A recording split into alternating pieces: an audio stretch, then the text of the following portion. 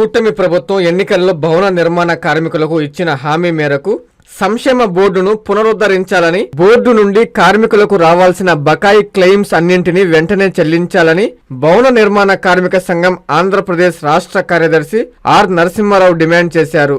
ఆదివారం Nellore mini bypass రోడ్డులోని పరమేశ్వరి కళ్యాణ మండపంలో జరిగిన భవన నిర్మాణ కార్మిక సంఘం నెల్లూరు నగర 6వ మహాసభలో ఆయన మాట్లాడారు. భవన నిర్మాణ కార్మికులు అనేక సంవత్సరాలు పోరాటాలు నిర్వహించి సాధించుకున్న సంక్షేమ బోర్డును పాలకులు నిర్వీర్యం చేసే ప్రయత్నాలు చేయడం సిగ్గుచేటని అన్నారు. 2007లో నాటి ముఖ్యమంత్రి వైఎస్ రాజశేఖర రెడ్డి భవన నిర్మాణ కార్మికుల పోరాటాలతో దిగివచ్చి సంక్షేమ బోర్డు ఏర్పాటు చేయడం జరిగిందని అన్నారు. కానీ ఆయన కుమారుడు జగన్మోహన్ రెడ్డి అధికారంలోకి వచ్చిన తర్వాత సంక్షేమ బోర్డును నిర్వీర్యం చేశారని అన్నారు. నూతనంగా సంక్షేమ కార్డులకు దరఖాస్తు చేసుకున్న కార్మికులకు వెంటనే సంక్షేమ కార్డులు మంజూరు చేయాలని ఆయన డిమాండ్ చేశారు. అనంతరం 34 మందితో నూతన కమిటీ ఎన్నికైంది. ఈ కార్యక్రమంలో సిఐటియు నాయకులు, కార్మికులు పాల్గొన్నారు.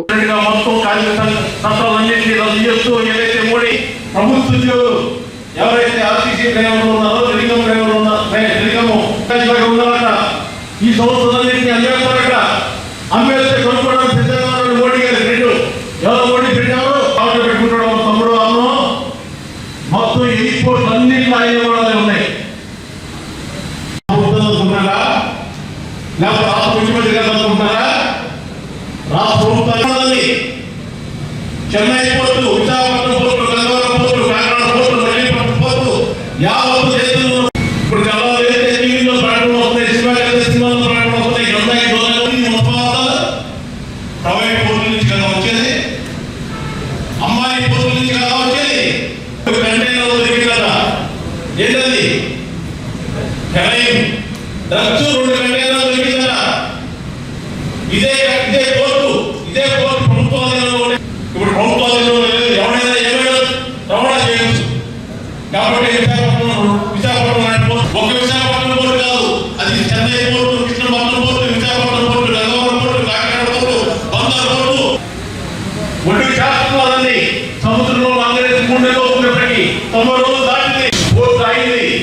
ఆయన రమణ రావాలి, ఉత్తరం ఆగాలి. పరిస్థితి 3 నెలల నుంచి పోకలేదు, 20 బయట ఉంది, మధ్యలో తయారు కాదు. ఈ పరిస్థితుల్లో పోర్టు చేతిలో పెట్టి కొత్త దుప్పట్లో సిలిపెట్టి పని చేయకుండా మొత్తం ప్రైవేట్ కుట్రలో భాగంగా అదాన్ని చేస్తా ఉన్నాడు. కాబట్టి ఈ కుట్రలన్నింటినీ సాగకుండా ప్రభుత్వాన్ని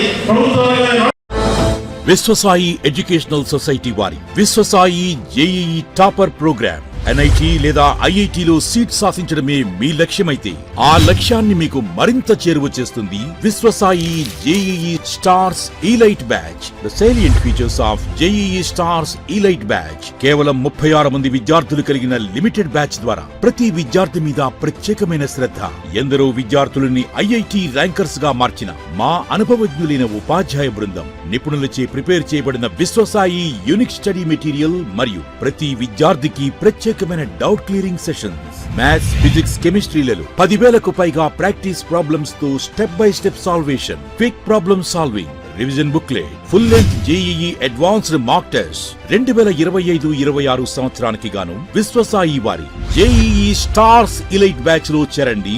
విశ్వసాయి అంటేనే తల్లిదండ్రుల నమ్మకం, విద్యార్థుల విజయం. Viswasai educational society, Nellore, Tirupati.